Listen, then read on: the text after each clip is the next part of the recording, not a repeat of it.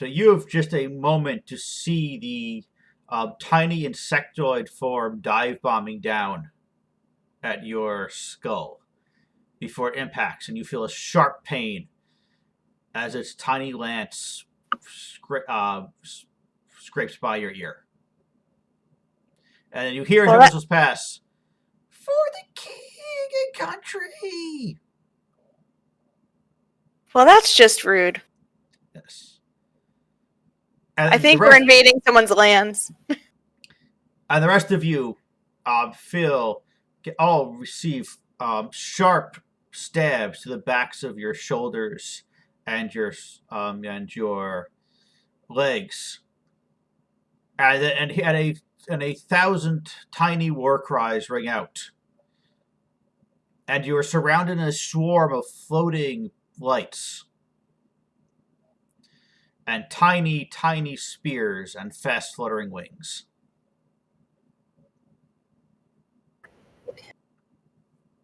This calls for fire. I know it. Yes. I know. I'm going to basically take out 2 flamethrowers. I'm going to start screaming up top of my lungs and just start flaming the entire place. Just absolutely going completely out of my mind. Like you see my eyes basically going in 2 different directions. I'm just losing my mind right now. Can I roll for that? To light everything on fire? Yes, you can. Yay! This is a good day for me. So, all right, this is going to be dangerous. You're going to need a 15 to direct it well enough that fire doesn't splash on yourself. You don't unintentionally harm yourself. Let's do it. I got 12. Shoot. All right. Could we help her? I don't know. Can you think of a way to help her? Is she crazy? Yeah. She wildly sprays fire in every direction? I'm a druidic magic practitioner, and I'm going to move the air to help fan out the fire away from us. Okay, roll your druidic magic practitioner.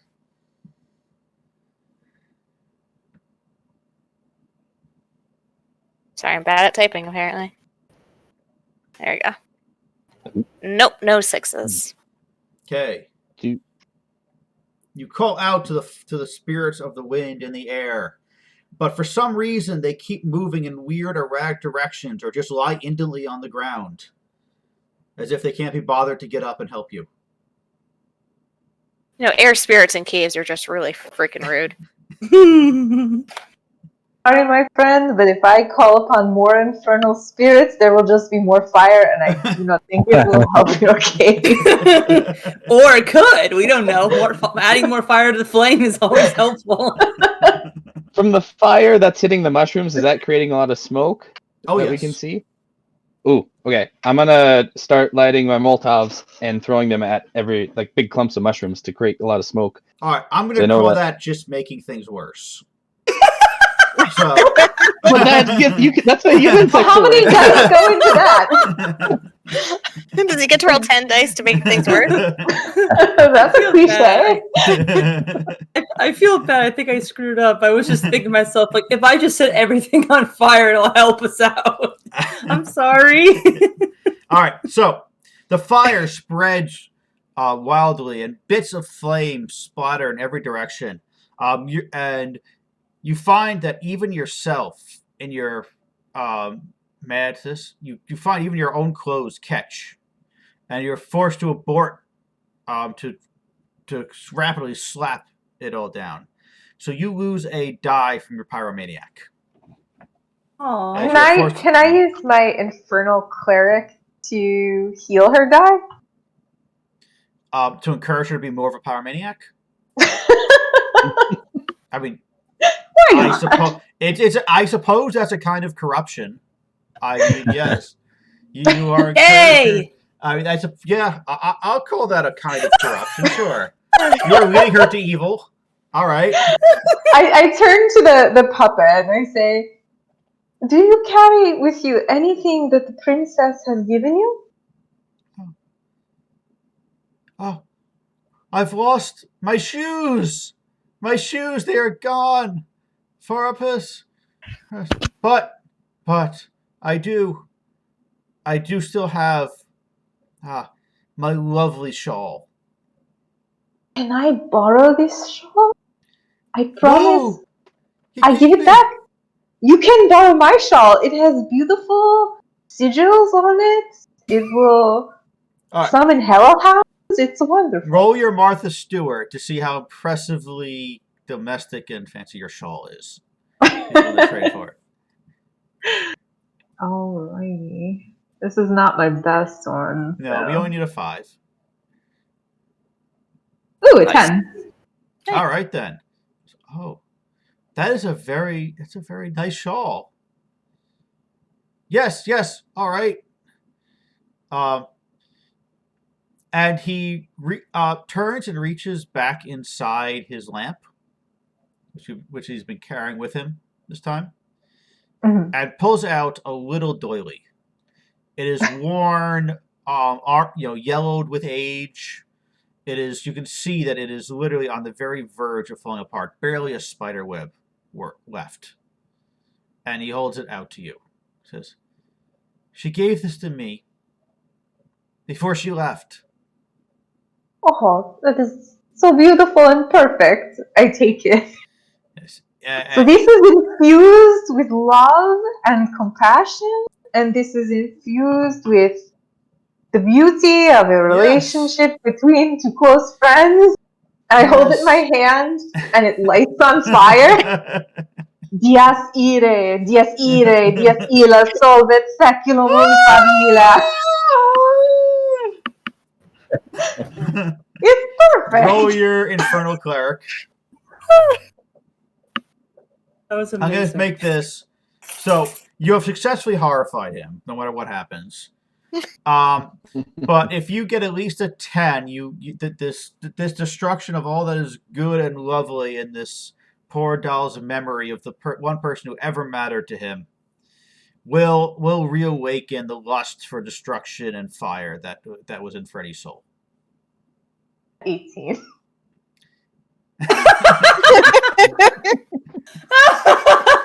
Yeah. Freddy, you turn and look, and you see, and you swear that you can see the broken dreams and decades of loneliness drifting up from it, and the loss of irreplaceable memories of the one person he had ever talked to before you arrived go up in smoke, and you're reminded of what true pyromania is really about.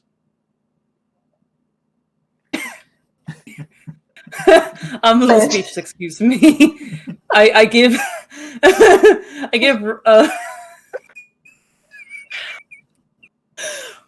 okay. I give the biggest thumbs up, and I just get my 2 flamethrowers out, and I go, "Oh, I'm getting these guys." I'm just gonna keep on. Yes, while this touching, I mean, it's some kind of touch. Scene has been going on. So how the flames gave you a momentary respite, but these little insectoid killers have dived right back in as soon as they died. As soon as Daisy let her hand off the trigger for just a moment. How are you defending yourself against this?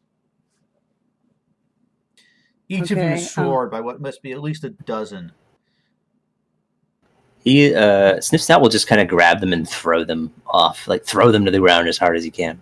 Yes. Roll Kobold Brawler. You'll need to get a 10 to avoid any significant damage.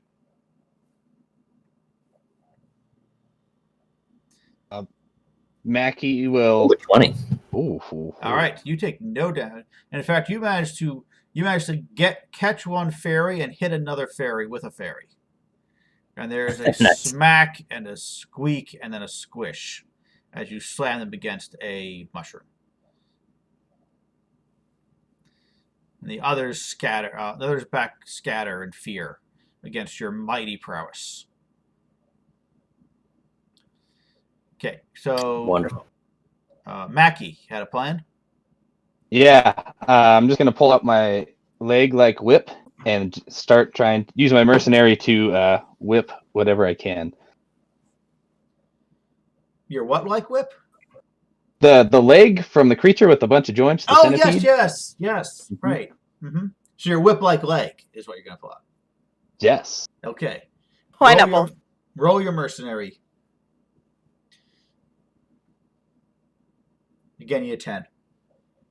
8. Okay. While this leg is indeed very whip-like, it turns out that it is not a very efficient weapon. It flails in all directions, yet refuses to curve, and only unfolds in one. And you find it awkward and inefficient. And the fairies laugh in mockery as they just slide right past it, and you feel a nasty, tiny spear go up into your armpit. And a little rivet of blood comes dripping out, and you feel your arm slow, and your vision starts to get a little wavy.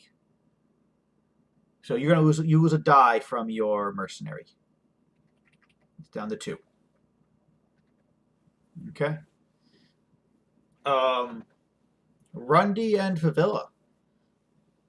Are these close enough to critters that I could parlay with them? No, they seem too human. Too smart. Yeah. In that case, they have no sympathy for me, and I am going to rouse the laziest air spirits I've ever seen in my life, and make a cyclone around myself to keep them away. Okay. Roll Druidic Magic Practitioner, again you need a 10.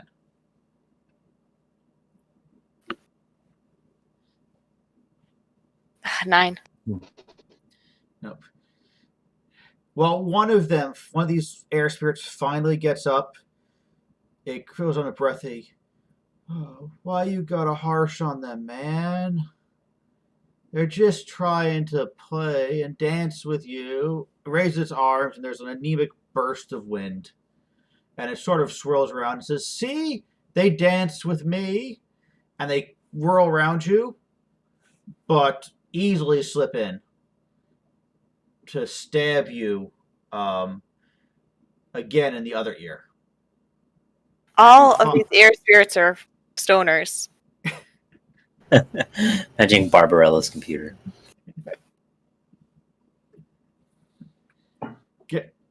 So your Druidic Magic is down to 2. And what is Favilla doing? I guess before I go all demonic again, I try to speak with one of the spirits, and I'll say, or the fairies, "What do you want? We don't want any of these shinies. We don't want your weird mushrooms. We just want to get out of here. What is your problem with us?" One of them hovers up in front of your face for a moment and squeaks out in a high-pitched voice, "Lies! Lies! We see your jars! We see!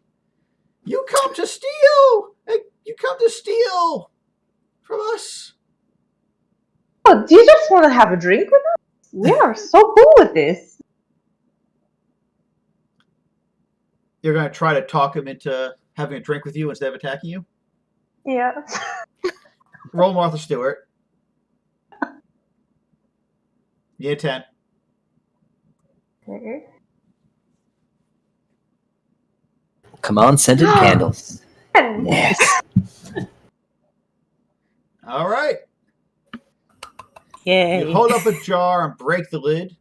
They sniff, and then he sniffs again with more interest and starts to drift slowly over towards it. And it ducks its head down, just dunks its head right in the juice. And you hear a guzzling sound, and its belly starts to grow. And before long, you are swarmed in every direction by fairies as they collect on the jar like birds on a bird feeder. Oh, these guys know how to party. Swarming around you, and they start to fight among themselves. And before long, they start dropping off by ones and twos to giant distended bellies, leaving them lying helpless on the ground. Oh, But poor your little jar guy. is rapidly emptied. And Finally, the last late couple of them, you hear squeaking and clack and scraping at the bottom of the jar. And then you hear a voice saying, "Lies!